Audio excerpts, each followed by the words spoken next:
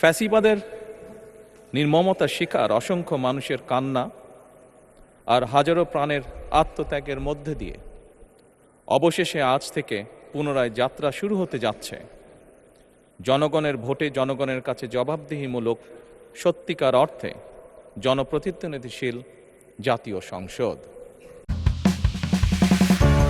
মায়ের মমতা আমি বুঝি, মমতা আটা ময়দা সুজি, স্বাদে গুণগত মানে অতুলনীয়।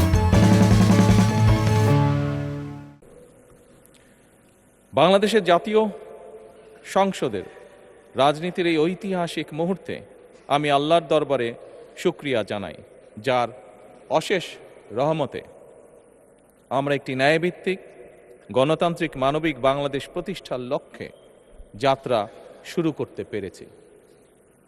1971 সালের স্বাধীনতা যুদ্ধের থেকে শুরু করে 2024 সালের দেশ এবং জনগণের স্বাধীনতা রক্ষার যুদ্ধ সহ এই পর্যন্ত দেশে গণতন্ত্র এবং মানুষের অধিকার প্রতিষ্ঠার সংগ্রামে যারা শহীদ হয়েছেন, ত্রয়োদশ জাতীয় সংসদ শুরুর এই যাত্রা লগ্নে আমি তাদেরকে কৃতজ্ঞতার সঙ্গে স্মরণ করছি। এই আন্দোলন সংগ্রামে যেসব মায়েরা তাদের সন্তান হারিয়েছেন, যেসব সন্তানেরা তাদের প্রিয়জন হারিয়েছেন, যেসব পরিবার তাদের সন্তান স্বজন হারিয়েছেন, যেসব আহত মানুষকে তাদের স্বাচ্ছন্দ্যের জীবন হারাতে হয়েছে, যেসব মানুষগুলো নির্যাতন, নিপীড়ন, রাজনৈতিক হয়রানি কিংবা মিথ্যে মামলা শিকার হয়ে সর্বস্ব হারিয়েছেন, আমি তাদের সকলের অবদানকেও কৃতজ্ঞতার সঙ্গে স্মরণ করছি। বিশেষ দিনে প্রিয়জনকে দিন সাউন্ড এক্সের হেডফোন। দেশের ছাত্র জনতা, কৃষক, শ্রমিক, শিক্ষক, কবি, সাহিত্যিক, সাংবাদিক, চিকিৎসক, প্রকৌশলী, আইনজীবী, কামার কুমার, জেলে তাঁতি, গাড়ি চালক, ব্যবসায়ী এবং সরকারি বেসরকারি চাকরিজীবী, গৃহিণী, সারা দেশে গণতান্ত্রিক রাজনৈতিক দলের নেতা কর্মী সমর্থক তথা সর্বস্তরের সকল শ্রেণী পেশার মানুষ যাদেরকে গুম, খুন, হত্যা, নির্যাতন, নিপীড়ন, মিথ্যা হামলা মামলা কিংবা জীবন্ত মানুষের কবরস্থান তুল্য বর্বর বন্দিশালা, আয়নাঘর, কোনো কিছু দিয়েই যাদের গণতান্ত্রিক আকাঙ্ক্ষাকে রুখে দেওয়া যায়নি,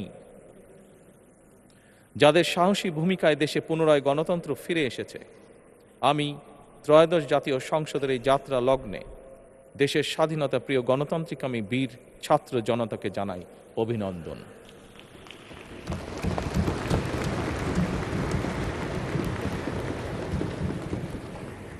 সম্মানিত সংসদ সদস্যবৃন্দ, দেশনেত্রী মরহুমা বেগম খালেদা জিয়া জনগণের অধিকার প্রতিষ্ঠায় দেশে সংসদীয় গণতন্ত্র প্রতিষ্ঠা করেছিলেন, সংসদীয় গণতন্ত্রকে প্রাতিষ্ঠানিক রূপ দিয়েছিলেন। সেই গণতন্ত্রকে প্রহসনের রূপ দিয়ে জাতীয় সংসদকে হাস্যরসের খোরাকে পরিণত করা হয়েছিল। দেশে তাবিদারি শাসন শোষণ কায়েম করা হয়েছিল।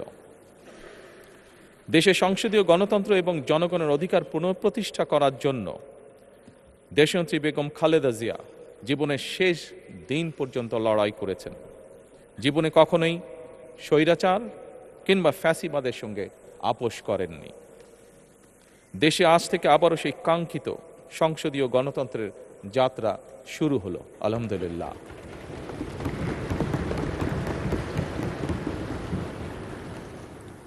সংসদীয় রাজনীতি প্রতিষ্ঠাতা খালেদা জিয়া দেশ এবং জনগণের সাফল্যে এই শুভ মুহূর্তটি দেখে যেতে পারেননি। আজ তাই এই জাতীয় সংসদে দাঁড়িয়ে আমরা দেশ এবং জনগণের স্বার্থে আপসীর নেতৃত্ব, ব্যক্তিত্ব, স্মরণীয়, বরণীয়, অনুকরণীয় রাজনীতিবিদ মরহুমা খালেদা জিয়াকে গভীর শ্রদ্ধার সঙ্গে স্মরণ করছি।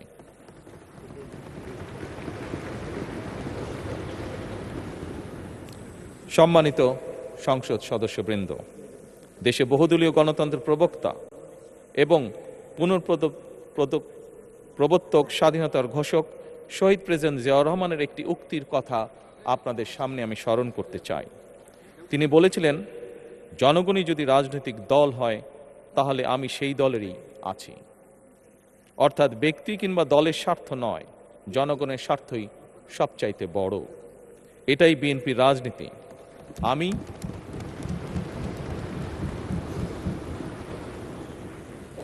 আমি প্রথমবারের মতন বাংলাদেশ জাতীয়তাবাদী দল বিএনপি থেকে জাতীয় সংসদ সদস্য নির্বাচিত হয়েছি। জাতীয় সংসদের সংসদীয় দলের নেতা নির্বাচিত হয়েছি। জাতীয় সংসদে দলের প্রতিনিধিত্ব করলেও প্রধানমন্ত্রী হিসাবে আমি এই জাতীয় সংসদে দেশের প্রতিনিধিত্ব করছি। দল, মত, ধর্ম, বর্ণ নির্বিশেষে দেশের জনগণের প্রতিনিধিত্ব করছি। আমার রাজনীতি দেশ এবং জনগণের স্বার্থ রক্ষা করার রাজনীতি। বিএনপির রাজনীতি জনগণের জীবন মান উন্নয়ন এবং স্বনির্ভর বাংলাদেশ গড়ার রাজনীতি। প্রতিটি পরিবারকে স্বনির্ভর করাই আমাদের রাজনীতির লক্ষ্য। প্রতিটি পরিবারকে স্বনির্ভর করার মাধ্যমেই বিএনপি একটি স্বনির্ভর, সমৃদ্ধ, নিরাপদ, গণতান্ত্রিক বাংলাদেশ প্রতিষ্ঠা করতে চায়। এই লক্ষ্য অর্জনে আমি জনগণের সমর্থন এবং সহযোগিতা চাইছি। এই মহান জাতীয় সংসদে সকল দলের নির্বাচিত প্রতিজন সংসদ সদস্যের সমর্থন এবং সহযোগিতা আশা করছি।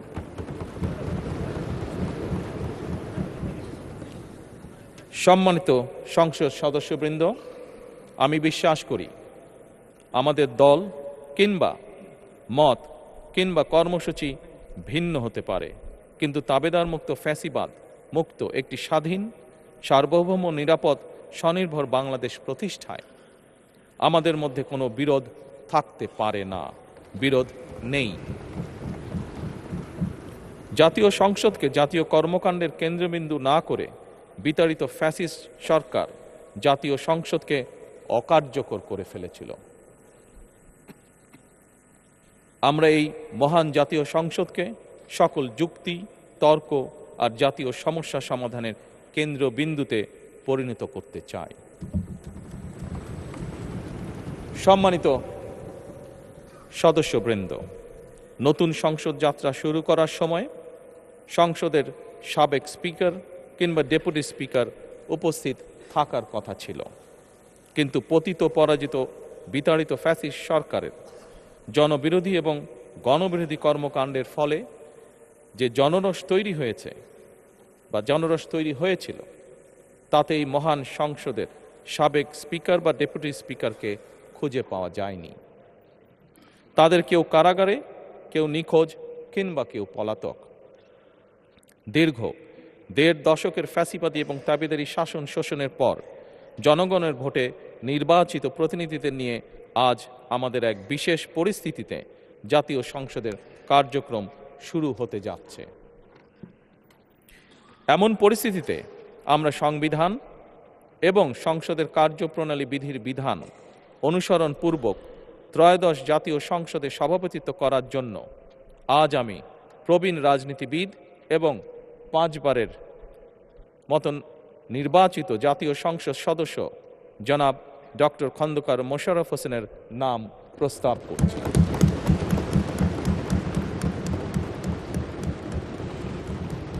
সম্মানিত সংসদ সদস্যবৃন্দ, আমাদের সংসদীয় রীতিনীতির ইতিহাসে এই ধরনের পরিপ্রেক্ষিত নজিরবিহীন নয়।